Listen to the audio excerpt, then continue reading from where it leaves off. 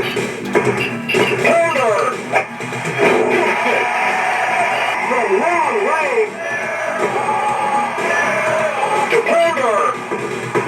wait!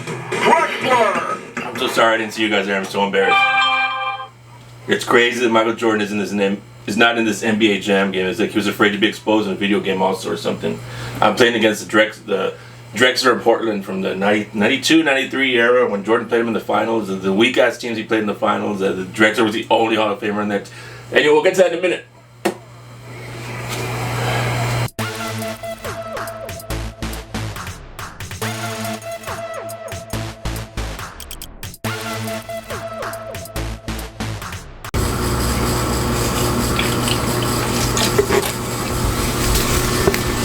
I'm looking for sponsors, Modelo. Man, I'll take natural light. Shit, I don't give a shit. No, Milwaukee's piss. Alright, welcome to episode 35. This episode has nothing to do with high school football. It's going to be the GOAT versus Jordan debate. I just wanted to put something in a video form, man. I argue with a lot of people about the whole Jordan versus LeBron shit. Man, for those of you that don't know, first of all, you think I'm some kind of LeBron fanboy. I grew up loving Magic Johnson. That's who I'm a fanboy of, Magic Johnson. I'm 48. I witnessed the 80s and 90s basketball.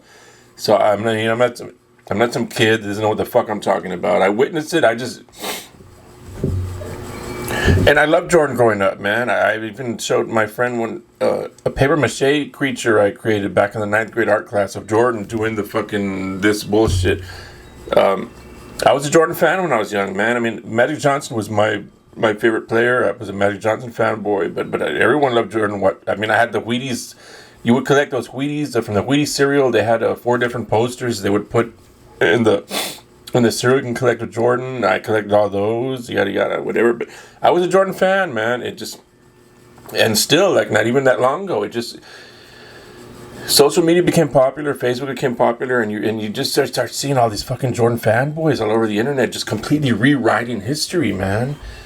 Like, what the fuck, man? That shit gets on my nerves, man. The whole back in my day bullshit, it gets on my nerves, man. Back in my day, I love it when it comes to things that have nothing to do with opinion, with like facts, you know, like music.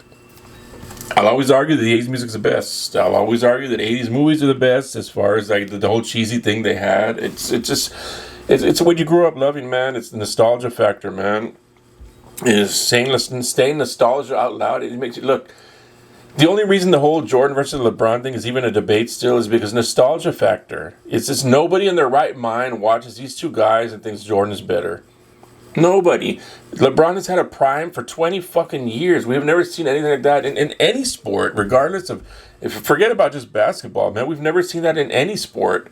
This dude's been in his prime for 20 fucking years, man. This dude came into the NBA as a fucking 18-year-old and averaged 20-something points. And, I mean, it's insane, dude. Jordan was averaging 13 points a game in college at the same age. LeBron was in the NBA averaging 20-something points a game, man. We've never seen anything like it. I'm going to make this fast, man. I don't want to make this a long video because I'm trying to get the hell out of here and go eat something. It's the whole, it's repeat, rinse and repeat, rinse and repeat. It's the same argument. The whole argument, let's just start with the whole finals argument. That's the main one Jordan fans always bring up, 6-0, 6-0. You got to be realistic about that, man. Jordan couldn't beat anybody in the 80s when there was a bunch of elite super teams. He couldn't beat anybody in the 80s when there was a bunch of badass teams. Then 1988 comes along and they start adding expansion teams. And then the Lakers, the Celtics, the Pistons, they all started getting a little older. And I know a lot of you people will post ages of the players from those, like 91 area, and you'll post, well, this guy was only 32. 30 years ago was a lot different than 32 now, man. Players didn't take care of themselves back then the way they do now. If you're in year 12 and 13 in your fucking career in fucking in the 80s and the early 90s, that's a big deal. You're ready for retirement. Nowadays, it's different. These players take care of themselves. Look at LeBron, man. Look at Steph Curry. All these guys, man, they've all been playing over a decade, and they don't look like they're going to retire anytime soon. It's just different nowadays. Players take care of themselves. But back then, you're old at that age. Jordan couldn't beat any of those teams in the 80s when they were still elite. He finally got over the hump in 1991 and beat the Pistons when it was a year that the Pistons barely won 52 games and Isaiah Thomas had wrist surgery, and that was it. That was his career was over, man. He was never the same after that. These aren't excuses, man. If you want to call them excuses, I get it. You can call them excuses, but they're still facts. It still happened. Jordan couldn't beat anybody in the 80s when there was a bunch of elite teams. He finally got over the hump and beat the Pistons in 91 to get to the finals and play Magic Johnson's Lakers. That was not the Showtime Lakers anymore. For those of you that... Here we go again, man. Magic Johnson, I think that was his last full year before the whole HIV announcement or whatever. That was his 12th, 13th year in the league. Like I said, back then, that was a big deal, man. You're at the end of your career if you're in your 12, 13. Byron Scott didn't play the entire finals. He was injured. James Worthy missed games the finals. He was injured. So missed me with all that. Kareem Abdul-Jabbar obviously was not there anymore. Vlade Divac was barely in his second year. That was not the Lakers Showtime team anymore that Jordan beat. Who did he play the next year? He played the Portland Trail Blazers. One Hall of Famer, Clyde Drexler. This is what Jordan faced in the finals, man. He faced teams that wouldn't even make the fucking playoffs if they were in modern basketball. The Portland Trail Blazers, like, your nostalgia gets in your head right now, and so you're looking at me, you're watching this, and you're screaming at the TV screen, you're turning red, you're like, oh my God, I want to shut up, Cliff Robinson. No, dude, those were players that would not even make the NBA in modern basketball, man. The Portland Trail Blazers had one Hall of Famer, Clyde Drexler. The Bulls had three Hall of Famers, Jordan, Pippen, Cartwright. Cartwright was a big-time player anymore, but still, you got two Hall of Famers playing against teams like that have one Hall of Famer. The year after that, they played the Phoenix Suns. Charles Barkley was the only Hall of Famer the Phoenix Suns had, man. And people want to argue with people. They want to throw out names like Kevin Johnson and Dan Marley. Dude, give me a break, man. Nobody knew who the fuck Kevin Johnson or Dan Marley were before Charles Barkley went to the Phoenix Suns. And when Charles Barkley left the Phoenix Suns, they went back to being irrelevant. Nobody knew who the fuck the Kevin Johnson or Dan Marley were. And that's who guarded Jordan in the playoffs. Dan Marley, are you kidding me?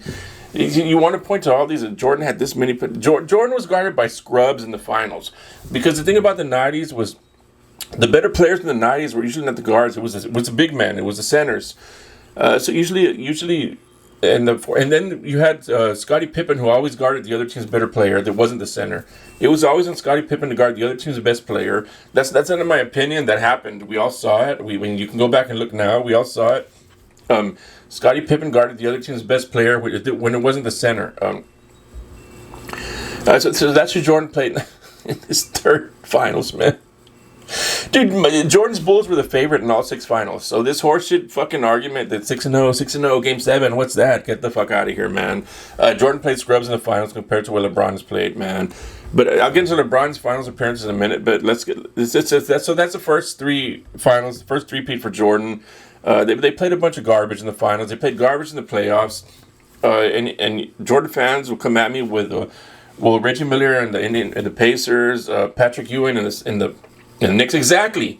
Reggie Miller's the only Hall of Famer that was on the Pacers, man. Their second best player was what? Rick Smits? Are you fucking kidding me? And you want to Dude, those teams would not even make the playoffs in modern basketball.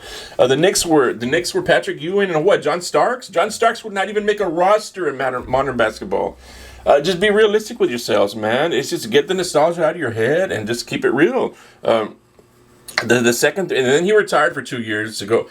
All this talk about load management, LeBron, all these players, they missed a game or two here and there. So what? Michael Jordan retired for 2 fucking years. Retired. The rumors he was pushed out of the league because of his gambling problems and other nonsense, but either way, it doesn't matter, man. The dude took a 1.5-year break, and nobody talks shit about that. But you want to give LeBron shit because he misses one game for load management. That's why Jordan was on bad knees in year 13, and LeBron is in year 20 still in his prime because he was fucking smart about it. That's not soft. That's called being smart.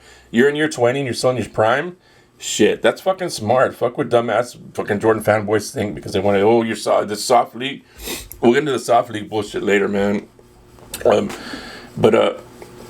Yeah, you had the 2-year break. He's lucky he had the 2-year break because he would have gotten ass whooped by the fucking Houston Rockets those 2 years. But wait, he didn't have a 2-year break. He came back the second year for the last 20 games in the playoffs, and they got swept out of the first. They got swept out of the playoffs by fucking by Shaq and Penny and the Orlando Magic. And then he went crying to management that he wanted more help. It wasn't Rodman he wanted it first. It was someone else. I can't remember the name of the player, but that player wasn't going to go.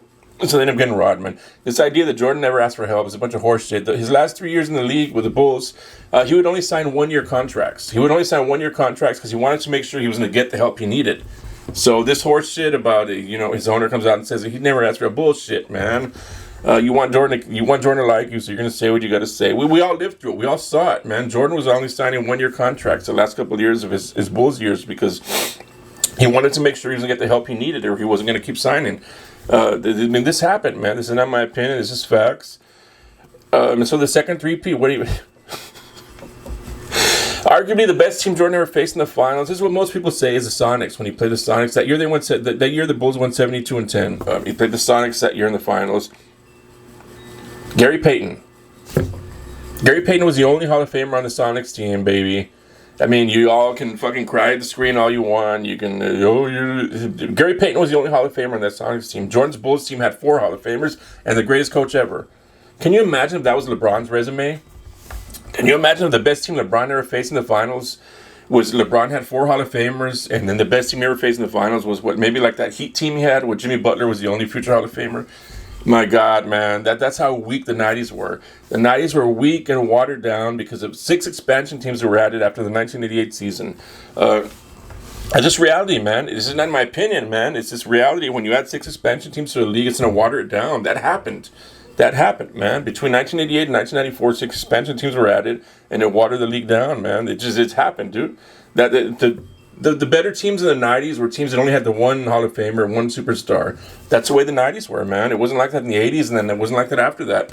That Sonics team that Jordan beat when they had the 72-10 season, Gary Payton was the only Hall of Famer. People try and point to guys like Sean Kemp. Sean Kemp was awesome at dunk highlights, but that was it. That's it. That's all he was. He's not in the Hall of Fame, and there's a reason he's not in the Hall of Fame, man. He had a couple of good years where he looked nice dunking, and that was it, man. Gary Payton was the only Hall of Famer in that team, and that same Jordan's team had 4 Hall of Famers. Can you imagine if the best team LeBron ever faced in the finals only had 1 Hall of Famer while LeBron's team had 4 Hall of Famers? You'll give them all kinds of shit, man. This is reality, man. This is not my opinion. Once again, this happened. 4 Hall of Famers in the Bulls, 1 Hall of Famer in the Sonics. That's the best team Jordan ever faced in the finals. And he followed it up with 2 back-to-back meetings against the Utah Jazz. Stockton Malone in year 15 and 16. It was just a weak decade, man. It's, like I said, back then, the year 15 and 16 back then, man, that's old as fuck, man. It's not like now, man, where you can just, athletes just didn't take care of themselves the way they did now. The Jazz, Stockton and Malone surrounded by Byron Russell,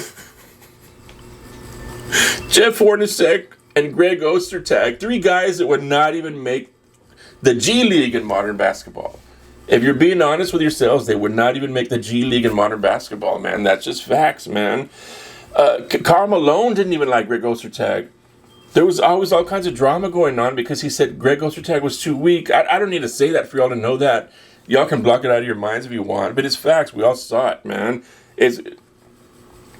How the fuck does a team with a starting lineup has Greg Ostertag, Byron Russell, and Jeff Hornacek make the finals 2 straight years? Because it was a weak, watered-down decade, man. It was watered down with 6 expansion teams and no super teams. The only super team that existed the entire decade was Jordan's Bulls. He had 2 different super teams. If you're going to call Kevin Love part of a big 3, then you're damn well sure better call Horace Grant part of a big 3 too, man. The first 3-peat, they had Horace Grant, Scottie Pippen, Michael Jordan. Second 3-peat, Dennis Rodman, Michael Jordan, Scottie Pippen. Yeah, if you're going to include Kevin Love and Chris Bosh as part of a big 3, then you better include those fucking guys also, man. Because Chris Bosh, who was he before he joined LeBron in the Heat? And who was he after LeBron left the Heat? Nobody. Kevin Love, who was he before he joined LeBron in the Cavs? Who was he after LeBron left the Cavs? Like, nobody. These guys were nobodies, man. I shouldn't say that, man. If you're in the NBA, you're a badass. You're one of the best in the world. I shouldn't talk like that. You're one of the best in the world. But by their standards, man. I mean, who were they before LeBron and who were they after LeBron? LeBron left the Cavs. Let's get into the whole finals argument with the holding fucking losses against LeBron. The first time he went to the finals, he was 22 years old, and he took a bunch of tomato cans to the finals. Lost to one of the greatest teams of all time, the San Antonio Spurs, loaded with 3 Hall of Famers and the greatest coach, one of the greatest coaches ever. And you hold that against him. It makes no sense. What was Jordan doing at age 22? He was getting swept out of round one of the playoffs. This whole narrative, let's get into that too real quick. My God, this whole narrative that Jordan fanboy meatheads have created, that it's somehow better to lose in round one than it is in the finals. That's so stupid. Nobody has ever done that in any sport. Nobody says, look at Texas high school football. Oh, man, it's better. I'd rather lose in round one of the playoffs than to lose in the state championship game. Nobody says that, man. It's a narrative created by idiots. It's a narrative created by idiots in the media like Stephen A. Smith and Skip Bayless and Max Kellerman, Chris Broussard. It's so stupid, man. Nobody ever in this history of sports ever made some kind of stupid narrative that it's better to lose in round one than it is to lose in the finals. And not until guys like Kobe and LeBron came around and there were threats to the whole GOAT status of Jordan, man. And then all of a sudden, especially LeBron, man, as soon as LeBron... This fucking stupid idea that it's better losing round one of the playoffs than it's losing the finals. What a bunch of horse shit, man. Especially when there's a complete difference in the finals opponents you face. LeBron faced teams like OKC that have 3 future Hall of Famers and Kevin Durant, Westbrook, and Harden. The Spurs with 4 future Hall of Famers and Duncan, Ginobili, Parker, Kawhi Leonard. Teams like the Warriors with 4 or 5 future Hall of Famers and Thompson, Green, Curry, Durant. What's his name? The best defender too. He's gonna end up in the Hall of Fame someday. My God, I'm getting mad because I can't remember the guy that LeBron barked from the back to win in the 2016 finals. Greatest team ever assembled. LeBron beat them. So whatever. My mind's going blank, man. Iguodala is another. I mean, those teams had 4 or 5 future Hall of Famers. This is who LeBron's facing in the finals, as opposed to Jordan facing these teams that only have 1 Hall of Famers. LeBron's facing teams that have 3, 4, 5 future Hall of Famers, and you want to hold his losses against him because he had help from fucking Kevin Love and Chris Bosh and Kyrie Irving. Come on, man, get the fuck out of here with that bullshit, man. Y'all don't know what you're talking about, or you do know what you're talking about, but you just ignore the facts. You ignore the facts because you want to continue with your nostalgia and your childhood bullshit. I grew up loving Jordan, and I'm never going to admit anyone's better than Jordan. It's a bunch of horseshit. The 90s were weak. If Jordan played in modern basketball, at best he'd be DeMar DeRozan, and probably not even that, man. Jordan is not what you all make him out to be. He just came along at the perfect time, man. Magic and Bird had already been around for years, and the NBA was looking to make a star out of someone. And here comes Nike and Gatorade and Wheaties to start with this badass marketing push. Greatest marketed player of all time, that's for sure, man. And the Gatorade, Wheaties, Nike, all these fucking companies came to start pushing the whole Jordan thing. The free throw dunk, I think, is what started all the dunk contest when he dunked from the free throw line. But he wasn't even at the free throw line. He was like fucking 2 feet past the free throw line. But the Jordan fanboys don't let that get in the way of the whole myth, man. It's just that's what Jordan fanboys do, man. It's ridiculous. I can go on and on, man. But like I said, I don't want to make this too long. I need to get out of here. I need to go take a bath. And no, I already took a bath. I just want to go eat, man. Dude, I haven't eaten since breakfast. Hey, what time is it? 3 o'clock. I want to go eat, man. I want to go have a good time, sit down somewhere, watch some TVs, and have a beer and have something to eat. Smoky Rooster. That's where I like going now. Here in Corpus, a Smoky Rooster. It's fucking badass. But yeah, man, you gotta be realistic with yourselves, man. The only reason Jordan's even still in the argument is because the whole nostalgia factor, man. It is what it is, dude. You gotta understand that, and it's the only sport that does that. It's the only sport where conveniently the talent got worse after the 90s. We don't do that in any other sport. No other sport does that. No other fan base does that. The whole thing was. Everybody acknowledges that athletes got better over time, except in basketball, and except this one dumbass fan base, the Jordan fan base, that does not want to acknowledge it. So they try and push this crap on you. The league is soft. No, it's not, dude. The idea that hand checking would have stopped LeBron. Are you fucking kidding me? Who in the 90s is going to stop LeBron, dude? Who? Dennis Rodman, 6'7", 210-pound ass was going to stop LeBron? Get the fuck out of here, man. You want to talk about flopping? Flopping's been going on forever. Dennis Rodman perfected flopping while playing with Jordan the Bulls. Jordan flopped. You can get on YouTube and watch Jordan flopping way back in the 80s, man. I mean, it happened. Did it happen as much as it was happening a few years ago? No. But that has nothing to do with being soft. That has to do with playing the game. You're playing the game. You see other teams flopping and they're getting calls. What are you going to do? You got to do the same thing, man, if you want to keep up. It is what it is, man. People stopped doing it, and so everyone else, nobody really does it that much anymore, but it's been happening forever, man. Dennis Rodman did it every fucking game when he played with the Bulls, man. It's just stop with narratives, man. Y'all aren't allowing yourself to appreciate this great player because you don't want him to ever be better than Jordan. Y'all did the same thing with Kobe, man. You went 20 years of Kobe instead of enjoying how great he was. You didn't allow yourself to enjoy him because no, fuck that, man. He's a threat to the Jordan legacy. You made up all these fucking nonsense and narratives about him. Also, Jordan was better. Kobe was better than Jordan. This isn't even just about LeBron for me, man. I think there's a lot of players that have been better than Jordan. Jordan is just a perfect place, perfect time, perfect player that was a beneficiary of all this badass marketing when there was nobody else like that. The reason Jordan stood out so much in the 80s when that Larry Bird called him a god and Michael Jordan a god and the basketball uniform, whatever. Him and Dominique Wilkins were like the only super athletes of that entire decade, of the 80s, man. Now 90% of the league is that athletic. It's just you're kidding yourself, you're lying to yourself if you don't understand that, man. Yeah, man, but it's a bunch of horseshit, man. You just allow yourself to enjoy greatness, man. It's not even just LeBron. I think Kobe was better than Jordan. I think Tim Duncan was better than Jordan. Magic Johnson was better than Jordan. Shaq was better than Jordan. There's so many players that come along that are just better than Jordan, man. I'm not going to get into it, but it isn't even just him, man. This has nothing to do with LeBron for me. When I defend LeBron, it's because it has to do with, being against the Jordan fanboys that just completely try and rewrite history and change everything. It has nothing to do with LeBron. I'm not a LeBron fanboy. I'm a Magic Johnson fanboy. I'm a Spurs fan. I was a Spurs fan. I follow LeBron now because he's fun to watch. You consider Magic Johnson my favorite player ever because the whole no-look pass thing, and you just never knew what he was going to do with the ball. That's kind of the way LeBron is sometimes, man. So it's fun to watch for me. But I'm not a LeBron fanboy, man. I just try and keep things real, and it's just annoying watching all the Jordan fanboys trying to rewrite history all the time. It's a bunch of horse shit, man. Y'all don't know what you're talking about, man. I know it's get into comments and stuff, but really only 2 people commented, and I don't AC, shit, AC, why do you gotta bring STDs into this, man? AC Williams says Jordan stayed with one team, built his legacy. He didn't get passed around like herpes to win titles. Why do you gotta bring sexually transmitted diseases into this, man? Jordan didn't leave teams because he didn't have to leave teams. He had a badass owner and that brought talent to him. He had the best team every year for the entire 90s, except for the 2 years he retired. Oh, that's the other thing. He retired to play baseball, and the Bulls went from 56 wins to 57 wins to 55 wins. Michael Jordan retired, and the Bulls only lost 2 less games the year he retired. What happens when LeBron leaves a team? They go from one of the best records in the NBA, if not the best, to being the worst team in the NBA. There's no comparison, man. There's just no comparison.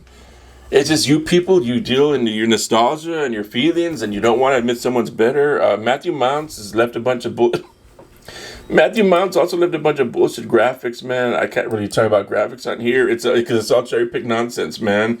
It's stupid stuff that LeBron's first in this in the finals, first in that, and it's all negative stuff. Yeah, because he's been to 10 fucking finals, dude.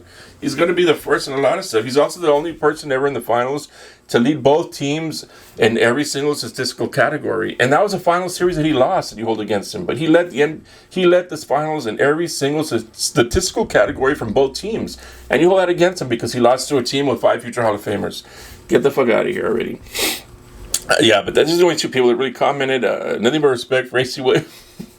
I don't know why you brought STDs into this, but nothing but respect for your opinion, man. But Matthew Bounds, you can suck it.